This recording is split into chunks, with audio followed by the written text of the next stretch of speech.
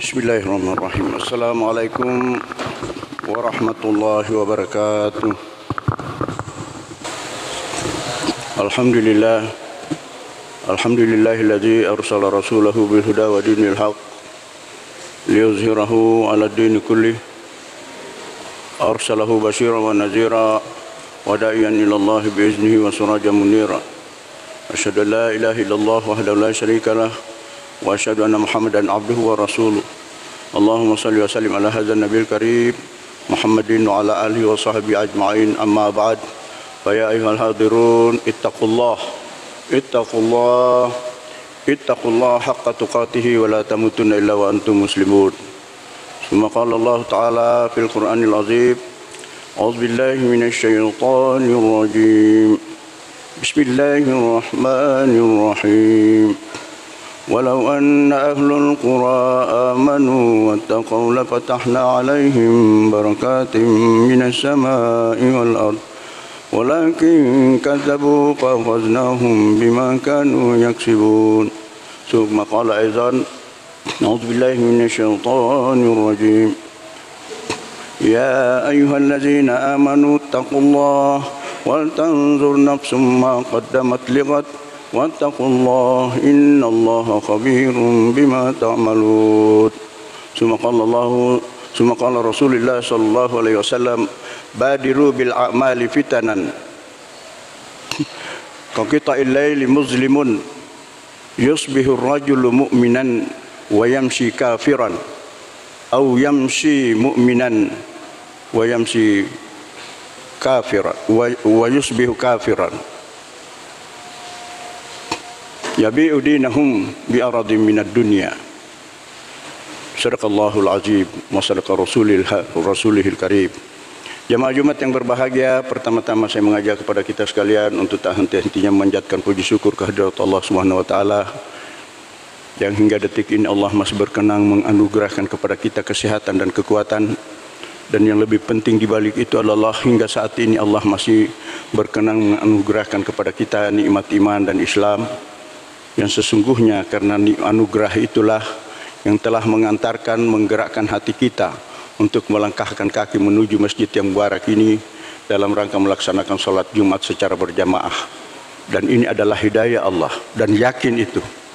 Karena kalau Allah, saya sering mengatakan, kalau Allah tidak memberikan hidayah ini, yang tidak tergerak hati kita untuk melangkah ke masjid, walaupun rumah kita bersebelahan tembok dengan tembok masjid, atau walaupun rumah kita berhadapan pintu dengan pintu masjid, kalau hidayah ini tidak datang, demi Allah dia tidak akan pernah sampai dalam masjid ini. Dan kita alhamdulillah yang saat ini Allah menggerakkan hati kita untuk melangkahkan ke masjid ini, masuk masjid untuk bersiap-siap melaksanakan sholat Jumat berjamaah. InsyaAllah adalah orang-orang yang masih Allah menyayangi kita, masih mau menganugerahkan kepada kita hidayah ini. Maka hidayah ini perlu kita pupuk, kita tumbuh kembangkan, karena ini yang akan menjadi bekal nanti kita ketika nanti kita kembali menghadap kehariban Allah Subhanahu wa taala dalam perhitungan Rabbul Izzati di yaumil haq, pengadilan yang seadil-adilnya di padang mahsyar. Jamaah Jumat yang berbahagia, dalam surat At-Taubah 100 ayat 100 Allah memberikan jaminan bahwa orang-orang yang masih mengikuti jejak ibadah, sikap, karakter para sahabat-sahabat Nabi, baik dari kaum muhajirin maupun ansar, itu dijamin untuk akan disediakan masuk surga. Ini jaminan Allah. Innallaha la yukhliful mi'ad. Allah tidak pernah ingkar janji. Janji Allah dalam surat At-Taubah, selama kita masih mengikuti langkah jejak ibadah maupun sikap dan perbuatan para sahabat-sahabat Nabi, Allah menjamin kita akan masuk surga. Kenapa demikian jaminan itu? Karena para sahabat selama hidupnya dia mengabdikan, membaktikan dirinya untuk menegakkan risalah Islam. Tiada waktu dari hari ke hari, sekat-sekat waktu yang digunakan, tenaga-tenaga dan pikiran disiapkan hanya untuk memikirkan dan membicarakan tentang bagaimana kemajuan Islam ke depan. Kenapa sampai mereka gigih demikian? Rasulullah menjelaskan karena mereka meyakini bahwa mereka lah sesungguhnya generasi yang dimaksud Rasulullah berada di akhir zaman. Berada di akhir zaman. Sehingga mereka berpikir, mereka luangkan semua waktu, pikiran dan tenaga untuk berjuang untuk di jalan Allah.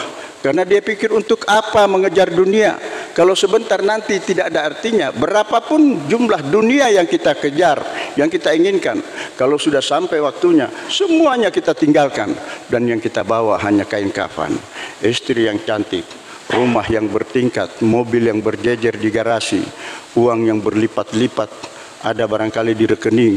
Semua tidak ada gunanya. Untung-untung kalau tidak dijadikan pertengkaran dan perkelahian anak cucu yang kita tinggalkan.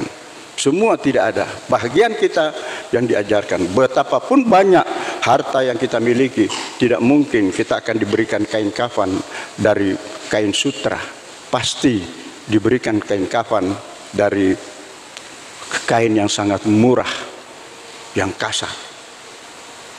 Jemaat Jumat yang berbahagia, para sahabat waktu itu begitu yakin bahwa yang dimaksud Rasulullah, bahwa terjadi hari akhir zaman itu adalah mereka. Mereka begitu gigih. Dia bilang ini harus kita kejar, kita pacu sebelum tiba waktunya, yang tidak bisa kita berbuat apa-apa lagi. Karena Rasulullah antara lain mengatakan bahwa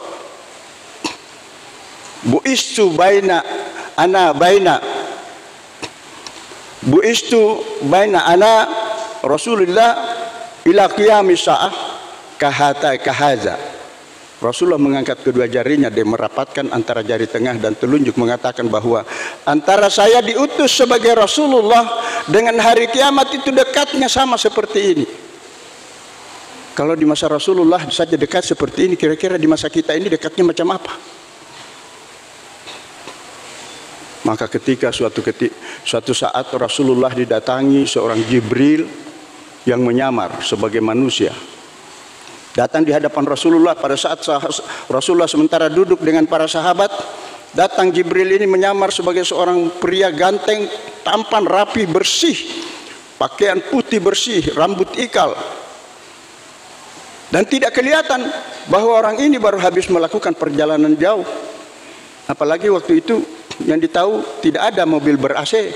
Kalau orang perjalanan jauh di mobil AC, insya Allah sampai di tempat masih bisa rapi.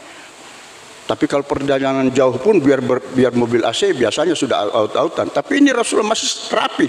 Padahal pada saat itu kendaraan hanya unta dan penuh di tengah padang pasir. Datang kepada Rasulullah langsung mempertemukan lututnya dengan lutut Rasulullah, kemudian memegang kedua paha Rasulullah, dan dia bertanya tentang beberapa hal. Antara lain dia bertanya, akhbirni anil Islam. Beritahu saya Rasulullah, apa itu Islam? Yang sesungguhnya Jibril ini datang untuk mengajarkan tentang agama, dan itu di ujung hadis memang Rasulullah menjelaskan bahwa itu tadi adalah Jibril. Karena para sahabat bingung, siapa orang ini? Apalagi setelah ditanya, akhbirni anil Islam, Rasulullah menjawab, al-Islam an tashhadu an la ilaha illallah wa anna Muhammadar Rasulullah dan seterusnya, rukun Islam yang 5. Begitu selesai Rasulullah menjawab, orang ini mengatakan, shadaqta ya Rasulullah. Para sahabat kaget, heran. Orang ini dia yang bertanya, dia yang membenarkan. Siapa orang ini? Dia tanya lagi, akhbirni anil iman. Beri saya ya Rasulullah, apa itu iman? Rasulullah menjelaskan tentang iman yang ke-6, rukun iman yang 6. Dia begitu Rasulullah menyebutkan rukun iman yang 6, dia mengatakan lagi, shadaqta ya Rasulullah. Dan kemudian dia bertanya, akhbirni anil ihsan, beritahu saya tentang al-ihsan. Rasulullah menjawab, al-ihsan an ta'budallaha ka'annaka tarahu fa illam takun tarahu fa innahu yaraka. Dan ini adalah salah satu bagian iman dan sikap ajaran Islam yang harus menjadi sikap karakter dan watak setiap umat Islam dalam melakukan berbagai aktivitas. Apa itu ihsan? Kata Rasulullah, al-ihsan an ta'budallaha ka'annaka tarahu. Kamu beribadah kepada Allah bukan karena mau dilihat manusia, tapi karena disaksikan oleh Allah. Seakan-akan kamu melihat Allah yang sementara mengawasi kamu. Fa illam takun tarahu, kalau kau belum sampai pada tahap itu, Wa illam takun tarahu fa innahu yaraka, dan kau yakinlah bahwa Allah mengawasi, melihat kamu, dan yakin seyakin-yakinnya seakan-akan kau sementara bekerja apapun aktivitas yang kau lakukan Allah melihat.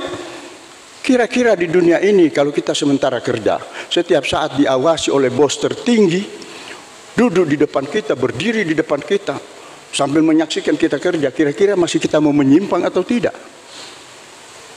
Apakah kita mau akan kerja asal-asalan? Tapi kenyataannya bahwa setiap kita melakukan sholat atau ibadah-ibadah lainnya, kadang-kadang kita itu lebih banyak dikejar waktu, atau kadang-kadang kita melakukan hal-hal yang terlambat. Padahal Allah sudah mengatakan, Inna salata kanat 'alal mu'minina kitaban mawquta. Salat itu diwajibkan kepada setiap mukmin dengan waktu yang sudah ditentukan. Tapi kita kadang-kadang karena kesibukan dunia, kita lebih pentingkan pekerjaan dunia. Dan itu artinya kita yakin, seakan-akan dalam diri kita yakin bahwa pekerjaan ini yang akan memberikan saya kehidupan, akan memberikan saya penghasilan yang memadai. Padahal sama sekali tidak. Kalau Allah tidak menghendaki, demi Allah, apapun yang kita kerjakan tidak akan terjadi. Walaupun perhitungan kita sudah demikian matang, bahwa kalau saya selesai kerjakan ini, saya akan mendapatkan hasil yang seperti ini. Tapi kalau Allah tidak menghendaki, demi Allah tidak akan terjadi itu. Maka Allah dalam sebuah hadis khusus mengatakan, tafarrag li ibadati amla'u qalbaka ghina wa amla'u yadaka rizqan wa la tab'ad minni amla'u qalbaka faqran wa amla'u yadaka suglan. Luangkan waktumu untuk beribadah kepadaku, kata Allah. Bagi porsi waktu untuk beribadah kepada Allah. Pada saat kerja, silakan kerja dengan semampunya, dengan sebaik-baiknya, dengan seteliti-telitinya. Tapi begitu sudah dipanggil, Allah panggil untuk melakukan salat lewat sebuah azan, bersegeralah kamu. Idza nudiya lis salati min yaumil jumat fas'au ila dzikrillah. Bersegeralah kamu berzikir kepada Allah, mengingat Allah. Jangan mengatakan bahwa tunggu tanggung. Ada kebanyakan di antara kita begitu, karena begitu sibuknya sudah dipanggil, kita sudah tahu bahwa ini sudah waktunya. Bahkan kadang-kadang kita pasang alarm di dalam HP kita, suara azan misalnya. Begitu sudah azan kita tahu, oh itu sudah lohor, itu sudah maghrib, itu sudah asar. Tapi kadang-kadang kita tunda, tunggu dulu, tanggung, saya selesaikan dulu ini. Akhirnya Allah apa? Allah selalu dia tangguhkan setiap apa anugerah yang akan diberikan kepada hamba-hamba yang seperti ini. Mau berikan rezeki, ini orang selalu menangguhkan amal-amal ibadahnya, tangguhkan dia. Jadi jangan heran kalau kadang-kadang rezeki kita kadang-kadang tertangguh karena dari sikap kita sendiri kepada Allah, dan Allah mengikuti apa yang kita lakukan. Tafarrag li ibadati amla'u qalbaka ghina, maka luangkan waktumu, bagi porsi waktumu untuk beribadah kepada aku. Satu hari 24 jam. Kita hanya diminta untuk melapor 5 kali sehari. Kalau 5 kali sehari, misalnya paling lama 10 menit setiap waktu kita melapor, hanya 50 menit. Masih ada 23 jam 10 menit. Kemana yang kita 23 jam 10 menit? Itu yang akan diminta pertanggungjawaban nanti oleh Allah di yaumil mahsyar, pada saat pengadilan yang seadil-adilnya. Tidak ada pengacara yang bisa dibayar di sana. Pengacaranya adalah diri kita sendiri. Paling yang pengacara yang bisa membantu kita, orang-orang yang selalu membaca Al-Quran. Al-Quran akan datang mendampingi dia. Begitu diusir sama malakul maut yang mau menanyai orang di kubur, awas kamu, saya mau tanya si fulan. Dia bilang silakan tanya, tapi saya tidak akan tinggalkan orang ini, karena orang ini selalu bersahabat dengan saya, selalu dia membaca Al-Quran, dia peduli, dia sibuk dengan Al-Quran selama hidupnya, maka saya akan dampingi dia. Silakan bertanya, setiap pertanyaan Al-Quran itu yang jawab. Karena apa? Di dunia ini kita selalu berkawan dengan Al-Quran. Kita memanfaatkan setiap sekat waktu. Kita datang cepat di masjid seperti hari Jumat seperti ini, karena kita mau luangkan waktu sebelum masuk Jumat, kita mau mengaji, kita baca Al-Quran, supaya Al-Quran itu selalu bersahabat, benar-benar bersahabat dengan kita. Kita program dia setiap waktu, minimal kita baca 2 lembar Al-Quran. Insya Allah satu hari 1 juz bisa. Maka kita programkan 1 day 1 juz. Ini artinya kita sudah mengikuti tafarrag li ibadati amla'u qalbaka ghina. Kalau kita mampu membagi waktu seperti ini, kata Allah, amla'u qalbaka ghina wa amla'u yadaka rizqan wa amla'u yadaka rizqan. Kalau kau mampu membagi ini, saya akan penuhkan hatimu dengan kekayaan, dan saya akan penuhkan kedua tanganmu dengan rezeki. Kenapa kekayaan Allah sebut dalam hati? Sedangkan rezeki dia sebut di kedua tangan. Saya penuhkan kedua tanganmu dengan rezeki. Karena kekayaan dan rezeki dua hal yang berbeda. Kekayaan ada di dalam hati. Dia tidak perlu mempunyai harta yang banyak. Tidak perlu berlimpah-limpah hartanya. Tapi hatinya selalu merasa tenang, damai, dan merasa kaya. Kedamaian tidak bisa dibeli dengan apapun. Banyak orang kaya tidur di gedung-gedung bertingkat. Mungkin tidur di hotel, tapi tidak bisa lelap tidurnya. Kenapa? Terlalu banyak yang dia lakukan. Kenapa? Karena hatinya yang membuat dia seperti itu. Wala taba'ad minni, jangan kau menjauh dariku, kata Allah. Kalau kau menjauh dariku, amla'u qalbaka faqran wa amla'u yadaka suglan. Saya akan penuhkan hatimu dengan kefakiran. Berapapun harta yang kau miliki, selalu kau merasa tidak cukup. Kau selalu merasa fakir, selalu merasa kurang, dan itu yang membuat kau tidak pernah tenang, sehingga kau bergelimang dengan waktu untuk hanya mengejar dunia, dan bahkan kau korbankan perjuangan agamamu demi mendapatkan dunia, demi mendapatkan harta dan kedudukan. Itulah semua yang akan kita persembahkan, dipertanggungjawabkan. Yang mana kita gunakan? Apakah kita sudah menggunakan waktu untuk beribadah kepada Allah atau tidak? Yang Jumat yang berbahagia, kita dibatasi oleh waktu. Dialog antara Nabi Rasulullah dengan malaikat tadi sangat panjang. Terakhir dia tanya, mata sa'ah, kapan itu terjadi kiamat? Rasulullah mengatakan, al-mas'ulu anha bi'alam manisail. Yang bertanya tidak lebih tahu, yang ditanya tidak lebih tahu daripada yang bertanya. Artinya dia mengatakan apa? Kan sudah ada ayat yang dibawa oleh Jibril kepada Rasulullah. Yas'alunaka an-nisa'ah, qul fihi ma indallah ilmuha inda rabbi la yujalliha liwaqtiha. Kalau kau bertanya, kalau ada yang bertanya kepada Rasul kapan itu terjadi kiamat, katakan pengetahuan rahasia itu ada di tangan Allah. Hanya Dia yang tahu kapan waktunya. Tapi kemudian malaikat yang tidak putus asa, dia katakan, akhbirni an amaratiha, beritahu saya tanda-tandanya. Ini menjelaskan tanda-tanda kiamat. Banyak sekali Rasulullah mengatakan, kalau tanda-tandanya saya ahlinya. Dan Rasulullah kemudian memaparkan banyak sekali tanda-tandanya.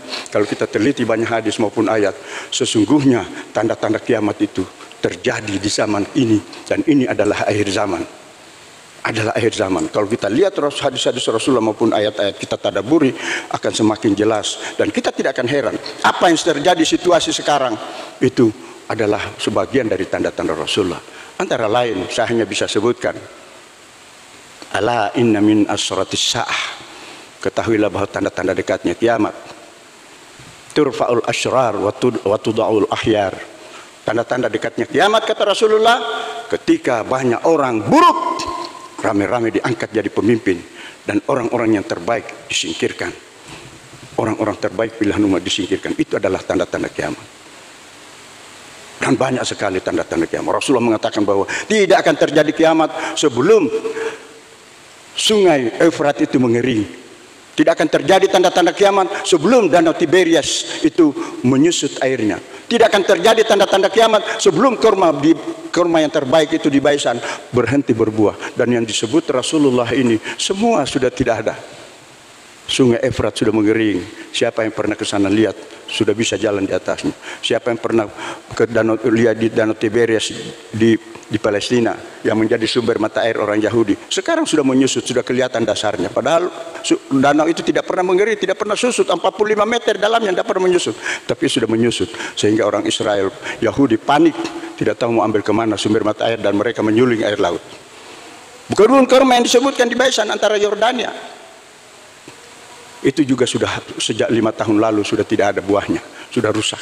Itu semua bagian dari tanda-tanda Rasulullah, dan bisa kita lihat hadis-hadis Rasulullah. Bahkan ada satu buku yang tebal ditulis oleh Syekh Dr. Mubayyad, itu menyebut tentang ensiklopedia akhir zaman. Di situ dia paparkan semua bagaimana tanda-tanda akhir zaman. Dan kalau kita baca memang kita mengerikan. Bukan mengerikan berarti kita harus takut, tetapi badiru bil a'mali fitanan, berlomba-lomba kau memperbanyak amal sebelum datang masa akhir-akhir yang penuh fitnah di mana-mana. Dan itu semua adalah ujian untuk kita. Kita lewat, tidak bisa tidak bisa melawan fitnah itu, maka itulah kekalahan kita. Jamaah Jumat yang berbahagia, terakhir saya ingin menyampaikan, ada dua yang menyedihkan di dunia ini. Yaitu pertama, orang yang tidak pernah ke masjid. Dia ke masjid nanti setelah jadi jenazah dibawa untuk disembahyangkan. Ada orang yang tidak pernah menutup aurat. Nanti ketika meninggal baru ditutup auratnya dengan kain kafan. Jangan sampai terjadi untuk diri kita. Pesan yang kedua, di masa corona seperti ini, 3 prokes yang antara lain selalu didengungkan, antara lain seperti vaksin, pakai masker, jaga jarak. Pesan agama mengatakan, vaksin dirimu dengan banyak membaca Al-Quran. Masker mulutmu dengan banyak berzikir kepada Allah Subhanahu wa taala. Insya Allah Allah akan amankan kau. Dan cuci tanganmu dengan banyak bersedekah. Insya Allah Allah akan melindungi. As-sadaqatu tadfa'ul bala wa tutawil umur. Sedekah itu mencegah datangnya bala dan memperpanjang umur. Barakallahu li wa lakum fil Qur'anil azim wa nafa'ani bima fihi minal ayati wa dzikril hakim wa taqabbal minni wa minkum tilawatahu innahu huwal ghafurur rahim.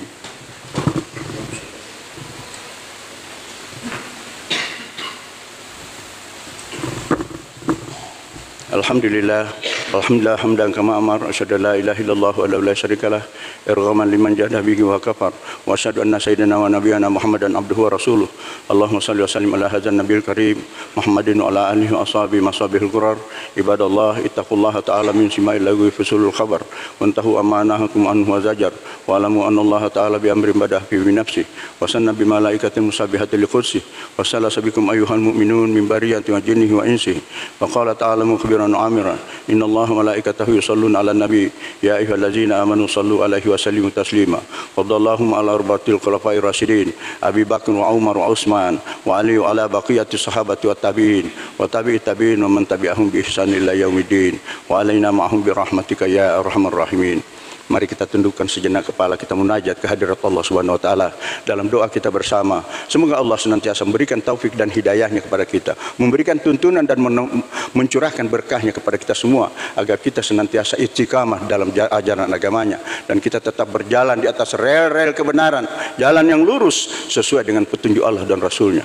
Allahumma ighfir lil muslimina wal muslimat wal mu'minina wal mu'minat al ahya'i minhum wal amwat innaka sami'un qaribun mujibud da'wat wa qadiyal الحاجات ربنا هب لنا من ازواجنا وذرياتنا قرة اعين واجعلنا للمتقين اماما اللهم ادفع عنا الغلاء والبلاء والوباء والفحشاء والمنكر والسيوف المختلفة والشدائد والمحن ما ظهر منها وما بطن من بلدنا إندونيسيا خاصة ومن بلدان المسلمين عامة إنك على كل شيء قدير ربنا تقبل منا إنك أنت السميع العليم وتب علينا إنك أنت التواب الرحيم ربنا آتنا في الدنيا حسنة وفي الآخرة حسنة وقنا عذاب النار والحمد لله رب العالمين. عباد الله إن الله يأمر بالعدل والإحسان وإيتاء ذي القربى وينهى عن الفحشاء والمنكر والبغي يعظكم لعلكم تذكرون فاذكروه على نعمه يزدكم ولذكر الله أكبر والله يعلم ما تصنعون. أقيموا الصلاة. السلام عليكم ورحمة الله وبركاته.